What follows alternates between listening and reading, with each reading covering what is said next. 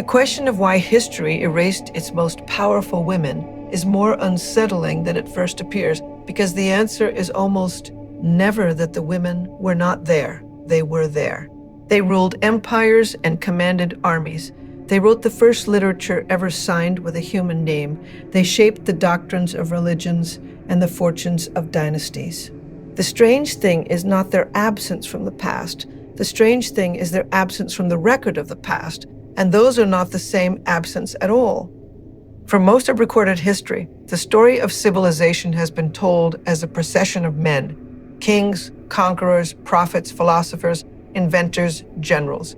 When a woman appears in this procession, she tends to appear in one of a few familiar roles.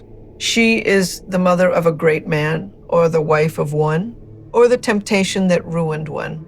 She is permitted to stand near power, to decorate it, to inspire it, occasionally to scheme around its edges.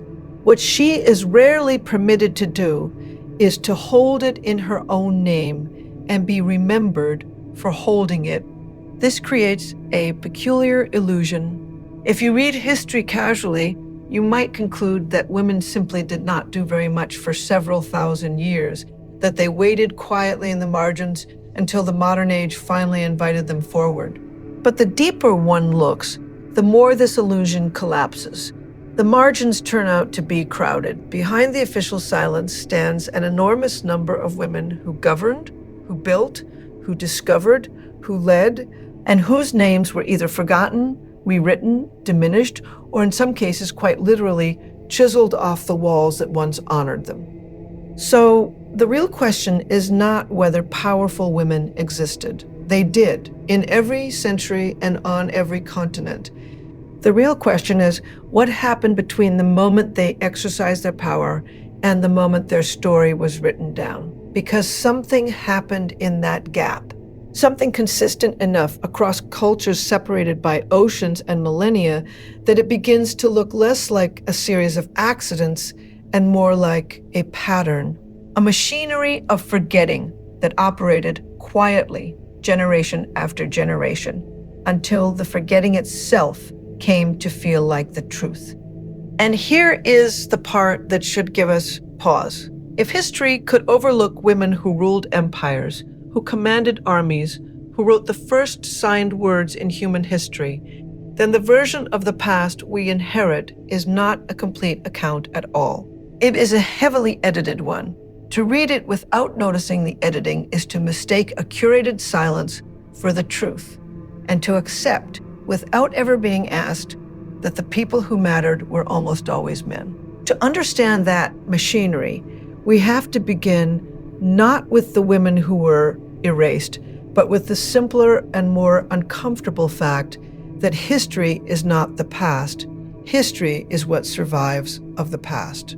And what survives is never neutral. It is chosen. Someone decided what to write down and what to leave unsaid, what to carve in stone and what to let dissolve into rumor.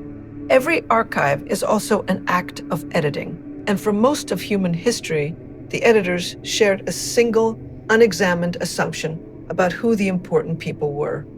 There is a difference between power that is exercised and power that is recorded, and almost everything about the disappearance of women from history lives inside that difference. A woman could rule for 2 decades, stabilize an empire, expand its borders, and commission monuments to her own achievements, and still be reduced 3 centuries later to a single hostile sentence in a chronicle written by a man who never knew her. The power was real while it was happening. The record of it was written by someone with no interest in preserving it. History, for most of its existence, was written by a very narrow group of people: scribes, monks, court historians, clerics, and scholars, almost all of them men, almost all of them dependent on the patronage of other men. They did not set out, in most cases, to commit a grand conspiracy against women. The truth is quieter and more durable than conspiracy. They simply wrote the world as they understood it, and in the world as they understood it, authority was male by nature. A powerful woman was therefore not a category of leader. She was an exception, an anomaly, often a problem to be explained. It is worth pausing on how invisible this kind of bias can be to the people carrying it.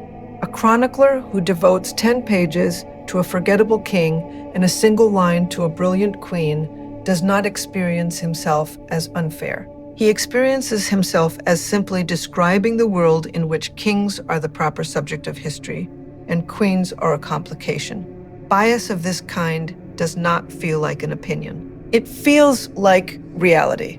And that is precisely what makes it so durable, because a prejudice that knows it is a prejudice can be argued with, while one that believes it is merely common sense cannot. And exceptions are treated differently than rules. When a man held power, the chronicler asked what he did with it. When a woman held power, the chronicler asked how she got it, whether she deserved it, and what was wrong with the natural order that had allowed it. Her competence was suspicious. Her ambition was unnatural. Her success required a special explanation, and the explanation was rarely flattering. She had seduced her way to the throne. She had poisoned a rival. She had bewitched a weak king. The achievement was acknowledged only long enough to make it sinister. This is the first of the two histories. There is the history that happened dense with women who acted decisively in the highest affairs of their time. And there is the history that was written in which those same women are thinned out, recast, moralized, or removed. We tend to assume these two histories are roughly the same document. They are not. The written history is a selection, and the principle of selection had a bias built so deeply into it that the people doing the selecting could not even see it as a choice. Consider how thoroughly this bias could work, not through dramatic suppression, but through ordinary neglect. A woman's letters were less likely to be preserved. Her commissioned art was more likely to be reattributed to a man.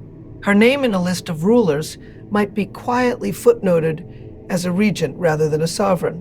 Each of these is a small act.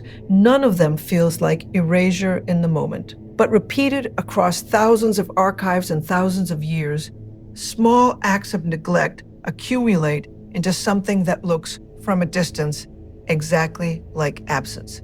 The women did not vanish. They were edited out, one unremarkable decision at a time. The most literal example of this erasure comes from one of the oldest civilizations on Earth. In the 15th century before the Common Era, a woman named Hatshepsut ruled Egypt as pharaoh, not as a queen consort, not as a temporary regent, but as a king in the fullest sense the title allowed. Her reign lasted around 2 decades, and by almost every measure, it was a success. She expanded trade, restored monuments, sent great expeditions to distant lands, and built one of the most magnificent temples in the ancient world. Egypt, under her rule, was prosperous and stable. And then, after her death, someone tried to make her disappear. Her images were defaced. Her name was hacked out of inscriptions.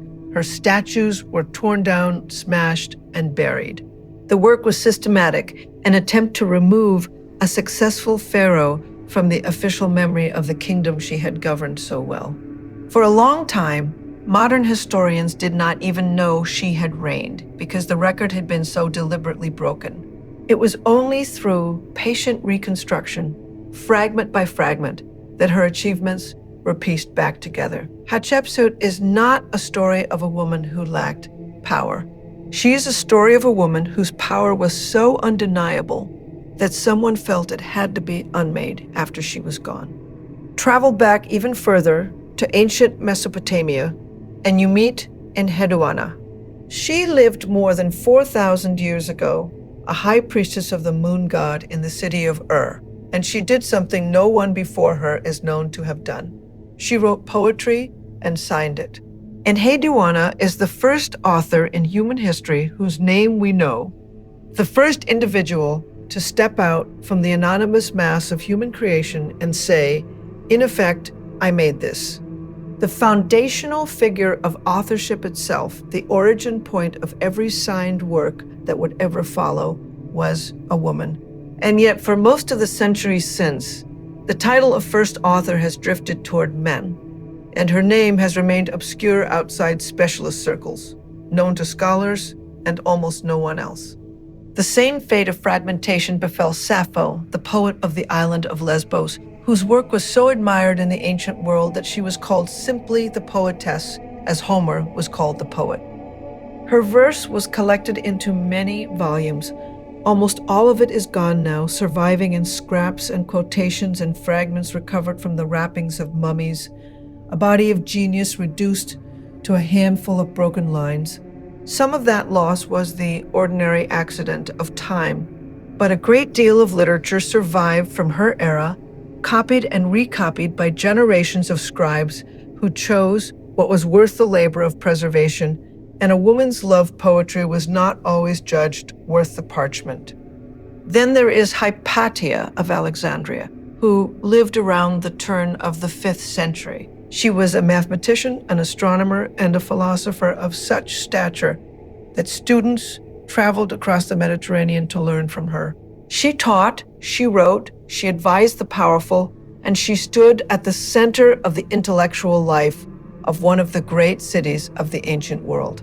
She was also murdered, dragged from her chariot by a mob, and killed, in part because a learned and independent woman of influence had become intolerable to the political and religious tensions of her age. In the centuries that followed, she was remembered less as the brilliant scholar she had been, and more as a symbol, a cautionary tale, an ornament in someone else's story.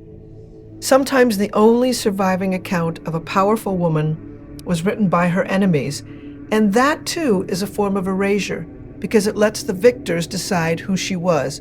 Boudica, the queen who led a vast revolt against the Roman occupation of Britain, burned cities and shook an empire, and nearly everything we know of her comes from Roman historians describing the woman who terrified them. We hear her courage only through the voices of the men she fought. The woman herself, her own words, her own account of why she rose, did not survive. What survived was the version useful to the people who defeated her. 4 figures across civilizations and centuries. And what they share is not weakness. What they share is that their power was real in life and made fragile in memory. One was erased from stone, one was the origin of authorship and slipped into obscurity anyway. One was the greatest lyric poet of her world and survives in fragments. One was destroyed by the very world that should have celebrated her. And once you have seen the pattern in the ancient world, you begin to recognize it everywhere, because it did not end with antiquity. It simply changed costume, move forward in time, and the thrones multiply. And so do the reputations carefully bent out of shape. In 7th century China, a woman named Wu Zetian rose from the imperial court to become the only woman in the country's long history to rule in her own name as emperor. She governed an enormous and sophisticated state, reformed its bureaucracy, promoted officials on talent rather than birth, and presided over a period of considerable strength. By the standards applied to any male ruler, she was formidable and effective. By the standards applied to her, she became a monster. The histories written afterward dwelt on cruelty, on scheming, on the supposed unnaturalness of a woman on the throne. Her competence was never quite the headline. Her transgression always was. In the Byzantine Empire, the Empress Theodora rose from a background that the snobbish chroniclers never let anyone forget, and became one of the most powerful and consequential figures of her century. She shaped law, influenced religious policy, and at a moment when riots threatened to topple the throne, it was reportedly her resolve that held the empire together when the men around her were ready to flee. She governed in everything but title, and arguably in title too. Yet the most famous account of her reign is a venomous secret history that spends its energy on slander, determined to reduce a stateswoman to a scandal. The pattern was never confined to Europe and Asia. In what is now Nigeria, Amina of Zazzau led armies and expanded her city-state through decades of military campaigns. A warrior queen remembered in oral tradition long before outside historians thought to write her down. In Angola, Queen Nzinga spent her life in a brilliant and ruthless contest against Portuguese colonizers, negotiating, fighting, and outlasting the men who underestimated her for nearly 4 decades. In the Delhi Sultanate, Razia Sultana ruled as the first and only woman to sit on that throne, a capable sovereign undone in large part by nobles who could not tolerate a queen who refused to rule from behind a veil. 3 continents, 3 formidable women, and in each case, a memory that survived more vividly in song and legend than in the official record.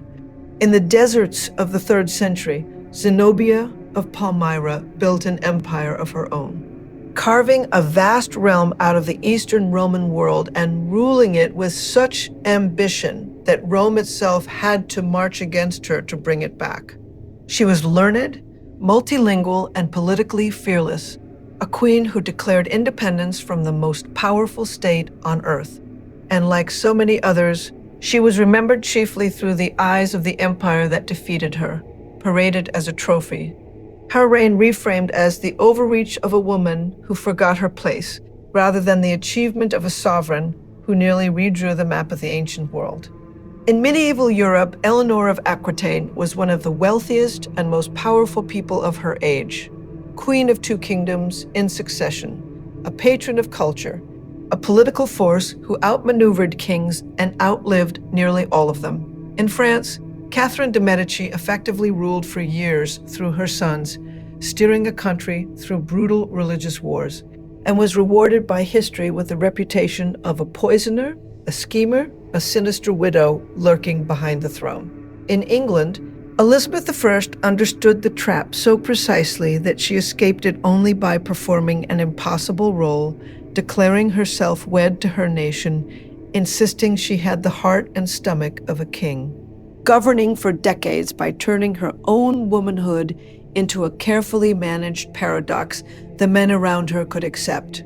Notice what is happening across all of these reigns. The women are not missing from the record, exactly.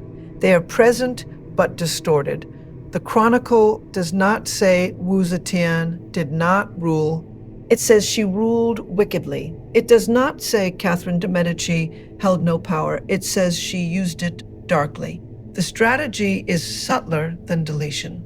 It is the conversion of female authority into female deviance, so that the woman is remembered, but remembered as a warning. Her power is preserved precisely so that it can serve as evidence of what goes wrong when a woman holds too much of it.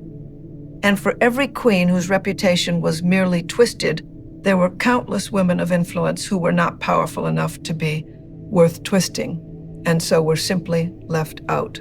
The female advisors, the merchant matriarchs, the abbesses who ran institutions like small states, the wives who governed estates and territories while their husbands were away at war for years at a time, they acted, they decided, they led, and then the record, having no convenient category for them, mostly let them go. If the erasure of women were merely the work of a few hostile chroniclers, it would be a smaller story.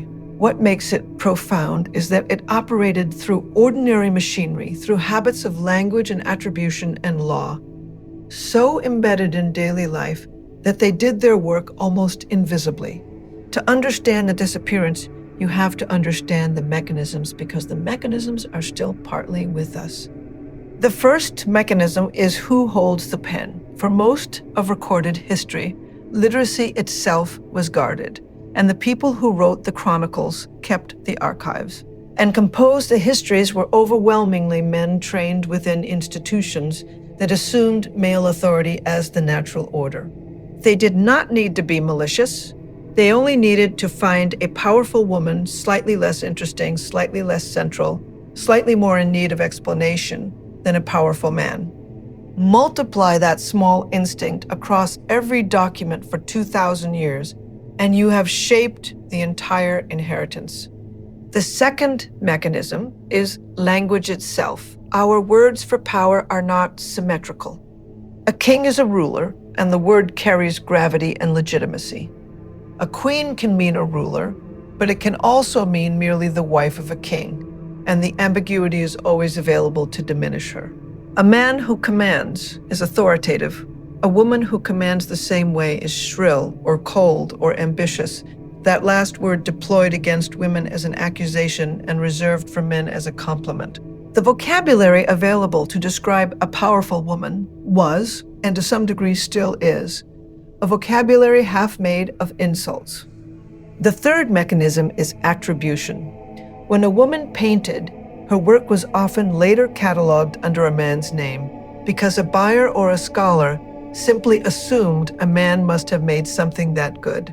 When a woman discovered, her discovery was frequently credited to the male colleague who announced it or supervised her or stood nearby. The painter Artemisia Gentileschi, one of the most powerful artists of her century, spent generations partly hidden behind the assumption that her finest works belonged to her father or to other men. The composer and visionary Hildegard of Bingen, a towering medieval intellect, survived in memory largely because the institution she belonged to had reason to preserve her, a survival many of her equals did not enjoy. The fourth mechanism is the category of deviance, the conversion of the exceptional woman into the dangerous one, the seductress, the witch, the hysteric. These were not merely insults, they were filing systems. A woman who knew about medicine and herbs and the human body could be a healer or she could be a witch. And the witch trials that swept across parts of Europe destroyed an enormous amount of female knowledge and authority under exactly that reframing. Long before those trials, women had practiced and even written medicine. Figures like Troda of Salerno, whose work on women's health was so respected that later ages assumed a man must have written it and quietly changed the author's name. A woman with strong opinions and visible influence could be a leader, or she could be unstable, and for centuries, the language of female emotion was used to disqualify women from the seriousness that power requires. There is a sixth mechanism that deserves its own mention, because it reveals how deeply women internalized the others. For centuries, women who wished to be read often had to disappear on purpose. They published anonymously or signed their work with men's names because they understood that the same words judged brilliant under a male name would be dismissed or ignored under a female one. The novelist who wrote under a man's name was not hiding a lack of talent. She was hiding the one fact guaranteed to make her talent invisible. A scholar once observed that much of the great anonymous work of history was very likely written by women. The anonymity was not modesty, it was strategy, and the strategy was forced.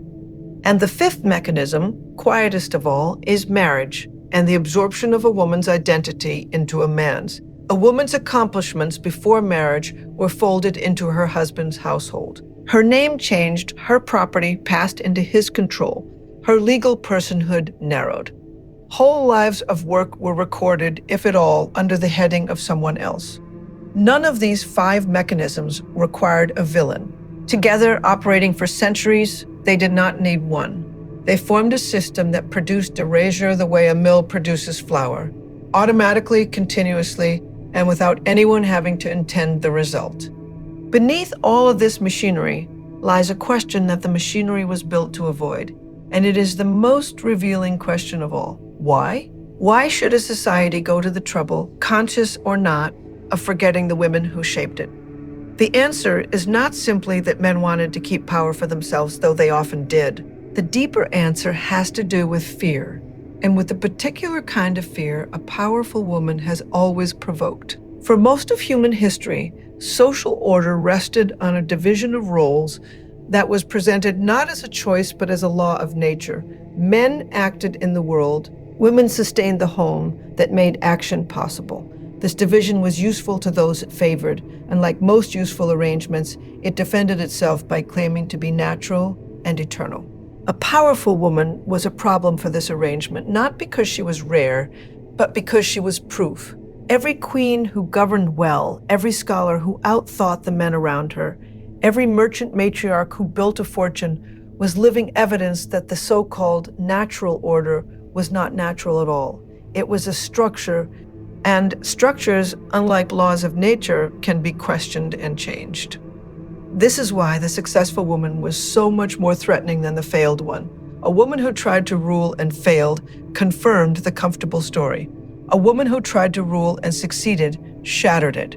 Her competence was the danger, and so her competence was the thing most urgently explained away, moralized, or erased.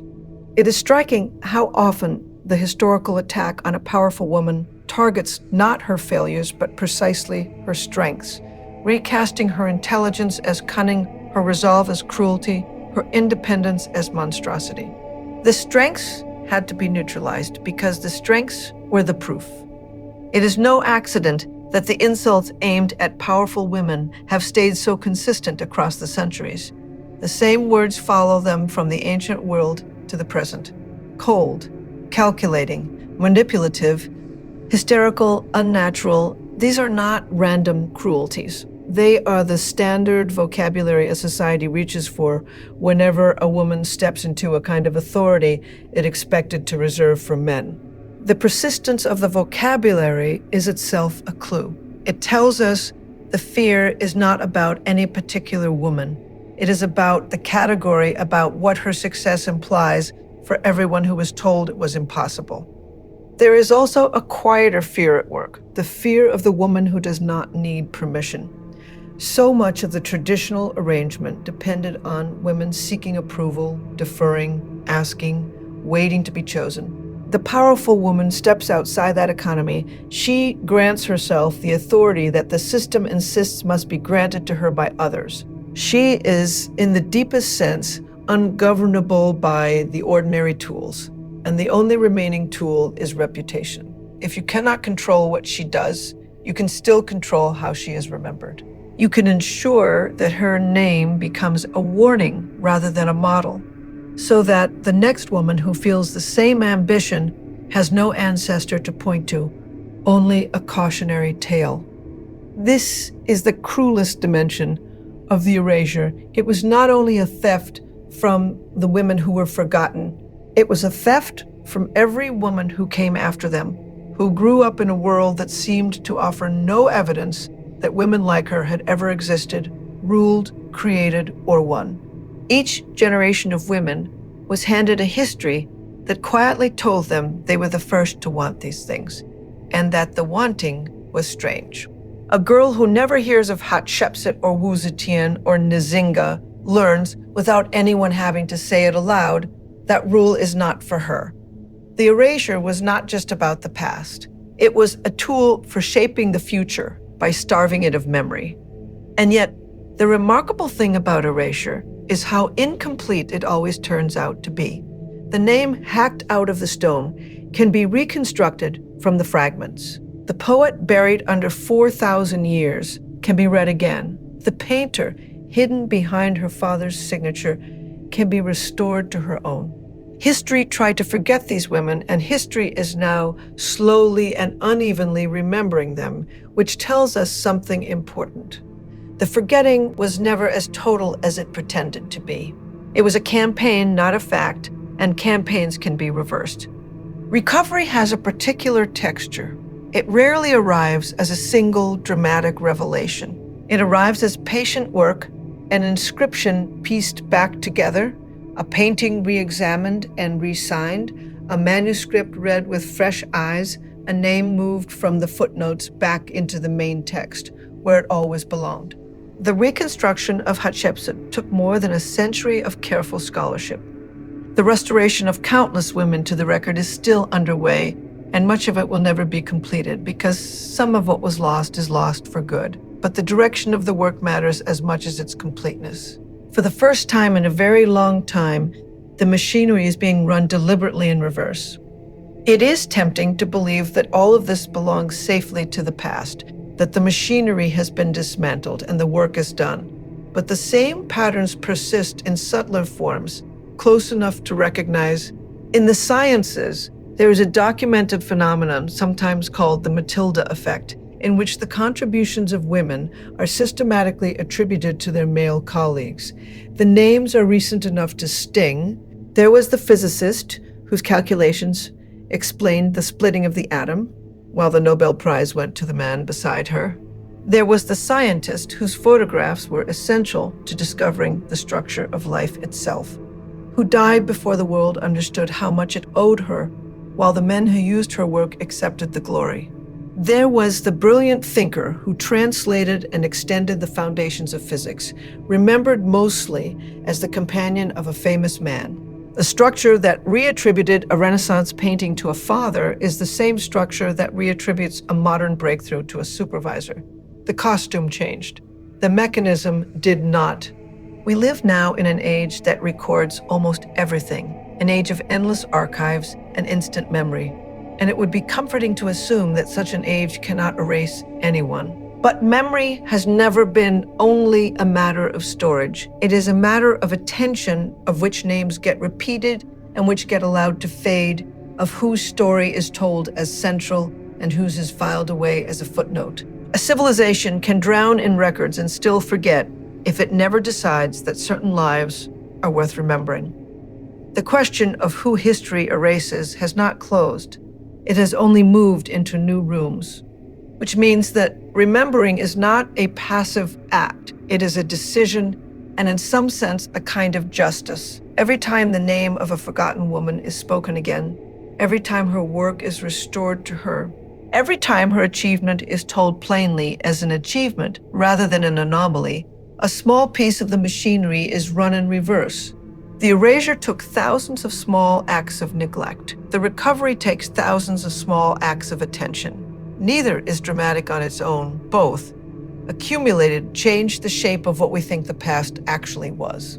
There is a quiet power in simply saying the names: Hatshepsut, Enheduanna, Sappho, Hypatia, Wu Zetian, Theodora, Zenobia, Enzinga, Amina, Razia, Eleanor, Catherine, Elizabeth, Artemisia, Hildegard. To list them is to feel how absurd the old story always was. The story that women waited quietly in the wings until the modern world finally gave them a stage. They were never in the wings. They were at the center of their ages, and the wings are simply where the record chose to file them. Recovering them is not an act of charity toward the past. It is an act of accuracy. So when we ask why history erased its most powerful women, we should be precise about the answer. It was not because the women were not there. They were there in every age, ruling and building and creating. It was because power, when it has been held by men, has rarely wished to remember that it could be held by anyone else. The women were never the absence. They were the presence that the record was built to overlook. And the act of seeing them now, clearly and without apology, is not the discovery of something new. It is the correction of something old. They were always there. We are only at last beginning to write them back in.